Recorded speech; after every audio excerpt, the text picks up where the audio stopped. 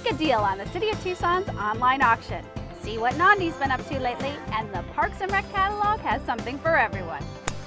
These stories and more coming up next on Tucson City News in Review.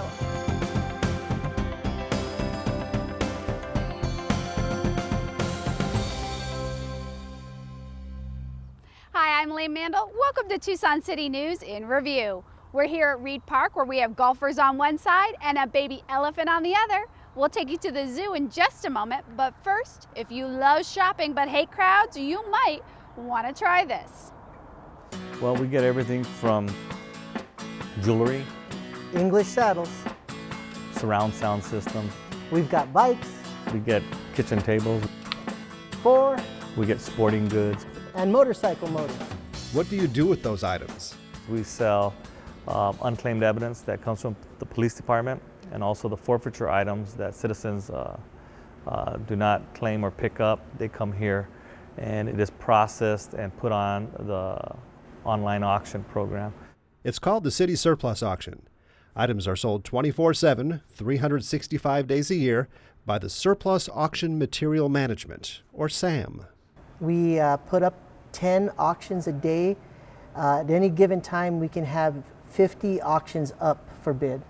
Items are listed for 7 days, with auctions ending between 7 and 8 p.m.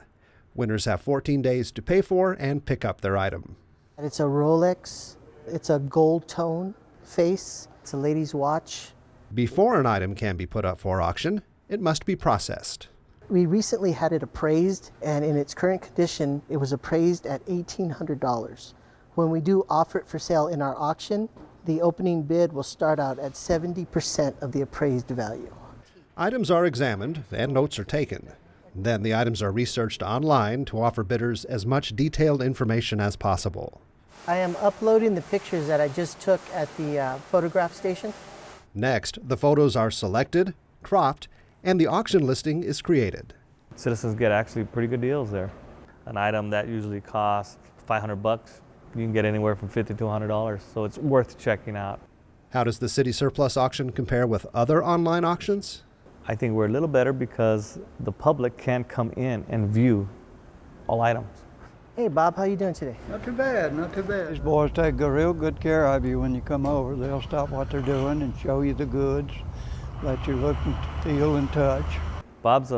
He's one of our special customers. He bids all the time. Well, there really is not anything I wouldn't bid on if it's interesting to me. I bid on a lot of household goods. I bid on bicycles. I bid on jewelry, quite a bit of jewelry, and vehicles also. In fact, Bob drove here today in his 2004 Chevrolet pickup that he won through the city's surplus auction. I'm retired, so I have a lot of time to do that. Gives me something to do to keep me alive. As Bob continues to stay busy bidding online, new items keep coming in, including those lost and found on the city's transit systems. 90% of all of the items brought in are auctioned, and about 10% are surplus items that can be reused by other city departments. Last year, the auctions totaled about $1.8 million. This year, they're on track to do a little more than $2 million. I like the fact that 90% of our proceeds go into general fund so that the money is evenly spread throughout the whole city and every department can benefit from the money that we make here. Does this look like your iPod? For those considering placing a bid, Bob offers some sage advice. And don't bid more money than you got. To see the items up for auction by the City of Tucson, visit citysurplus.org. If you have any questions or would like to schedule an appointment to view an item, call 837-4149. When you win your auction item, you can pick it up right here at Reid Park. SAM is located just up the street. Another place to get a great deal is the Reid Park Zoo. There aren't many places you can see an African elephant calf. We're lucky to have one here. Let's see what Nandi's been up to. 2014 was an amazing year for Reid Park Zoo. African elephant Samba gave birth to her first female calf, Nandi. With thousands of people flocking to see her, the zoo broke its attendance record with more than 618,000 visitors. Nandi was quite the crowd pleaser when she made her public debut. But what has she been up to lately? Today with Nandi, we're trying to just mostly touch her and get her comfortable around her keepers. In the barn, in a more enclosed area, she comes up to her keepers really quickly, but sometimes out on exhibit she's distracted, or occasionally she gets into her shy mode where she wants to just hang right by mom. So this is how training an elephant calf goes. Some days they're very interactive and they want to come up and play with their trainers, and other days they want to just be by mom, and so basically they get to call the shots. One of the most common questions Sue gets is, what kind of personality does Nandi have? There are days where she's quiet and a mama's girl and really shy, but 90% of the time she is a really sassy, independent, confident little elephant. Right now Nandi's being a little bit shy, just as I say that. So some of the training is just touching, trying not to make her too wild. Nandi sure has grown fast. She gained about 4 pounds a day for the first several weeks after she was born. It's hard to believe she now weighs more than 600 pounds. Let's take a look at some of her milestones. She was very curious about the mud wallow and got in very, very quickly. So that was a huge milestone.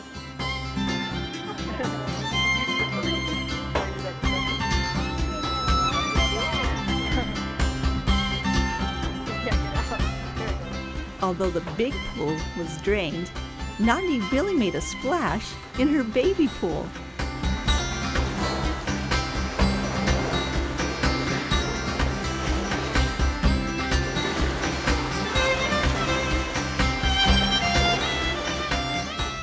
What milestone should we look for next? Nandi is starting to eat hay. She is sucking on the elephant pellets, but the next step is really to start eating them. And once she does that, then our work really begins because we will start formal training with her. There's a lot to look forward to with this little girl. Unlike Nandi's brothers who might eventually move on to head their own herds, the life of a female elephant is much different. Elephants are matriarchal societies, so that means the females will stay together their whole life. So the daughters and the mothers and the grandmothers and the aunts will form a family group, and they will stay together for the whole span of their life. With Nandi, we're lucky because likely she will just stay here at Reid Park Zoo.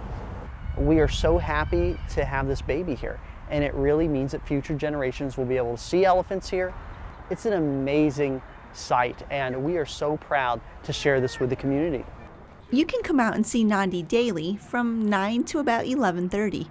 And if she still has energy, you might see her in the afternoon. Say bye-bye to the elephant. Bye, elephant. Bye, baby elephant. Give her a kiss. Mwah. Mwah. Nandi sure is quite the celebrity. She even made the cover of the Parks and Recreation Program Guide and Class Catalog. Here's a look at what's inside. I like that one. Whether you're into sports, Nice shot. arts and crafts, or just want to find the nearest city pool, the Tucson Parks and Recreation's Program Guide and Class Catalog has something for you. You can pick one up at all Parks and Rec facilities, including district offices, centers, and pools. If you have something else you want to do or try, let me know. In the guide, you'll find leisure classes, Kidco after-school sites, aquatics, and sports programs for the young and young at heart. There's also information on recreation centers, Reid Park Zoo, Tucson City golf courses, swimming pools, and the department's discount program. You can register online at easyEEREG.com or in person at 900 South Randolph Way. For more information, please call 791-4877. Classes fill quickly, so be sure to register early. Job, thank you. All right. Now let's head out to the Tucson Rodeo Parade, where thousands of people line the streets to see horses, cowboys, and beautiful floats. We'll go behind the scenes to see what being a part of the parade means to one entry. Oh, that didn't work. Press on them so that they won't fall off. That's so the joints won't open up. I'm not a fluffer. Sorry.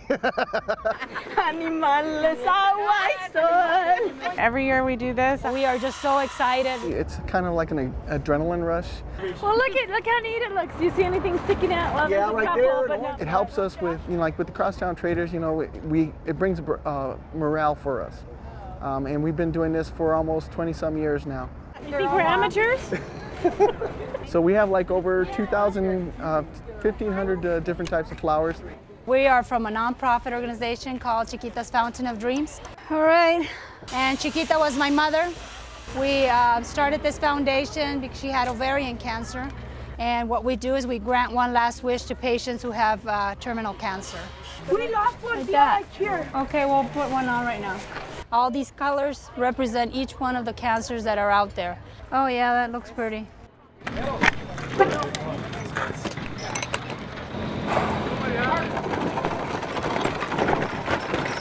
I got here at 6:15 because it gets really crowded pretty early.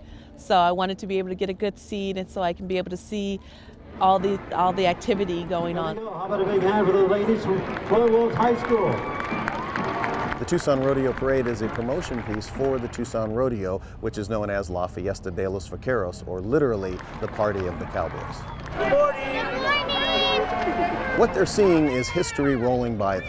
This is something for the children to see because everybody once in their life wants to be a cowboy. When I was little, I used to come, every year, dress up. Yeah, you feel like a celebrity for a day. What fun it's got to be to be in 4-H, to have a horse and be in 4-H. You get that, dream of being, on a parade. You're like, ooh, waving at everybody and just enjoying it. Well, it is considered the longest non-motorized parade in the world. It's all the organizations coming together and to show what Tucson's about. We have heard that people plan their vacations around the rodeo and the parade. We're here from Thunder Bay, Ontario. We left, it was 45 below zero. Researched this on the internet, discovered it's a great place to be, got up at 5 a.m. to be here. So what do you think? Is this weather perfect? Is this true Tucson weather, huh? At the highest attendance, the police have estimated approximately 200,000 people along the parade route. And it's been a tradition for generations. I know of people who are bringing out their grandchildren and great-grandchildren to the parade over the years so that they can experience what they saw when they were young. And I'm hoping that my kids feel good enough to take their kids out here pretty soon, maybe drag me even. When I was a little kid, I remember coming over to the parade and watching the people in the parade, and that's a big thing for you. And when you're actually involved with it, it's even bigger. So it makes you excited. These are crosstown traders. And they've been headquartered in Tucson since 1946. You're sitting there getting to see people look at you, wave to them, and it's kind of nice, especially when you got a float that you've worked so hard for, and by the time you get to that point and to get to see it, you get to show off all the hard work. This is pretty neat. A lot of decorating went into this one, Charlie. Oh, you can tell. Chiquita Fountain of Dreams' mission is to grant wishes to terminally ill cancer patients. We wanted to participate and make people aware of who we are and that we're out there to help out anybody that needs help, and whoever wants to help us out, we are appreciating that. Well, for me, it's going to feel like it's my mother out here. We represent our mother. She was always really high-spirited, even to her last days. I love a parade, but I hate to see when it's over. Thank you all for being with us. We'll see you next year. Yes, we'll see you all next year. This year's Parade Grand Marshal is former University of Arizona baseball coach Jerry Kindle. That wraps it up for this edition. I'm Lane Mandel. Thanks for watching. I'll see you next time on Tucson City News in Review.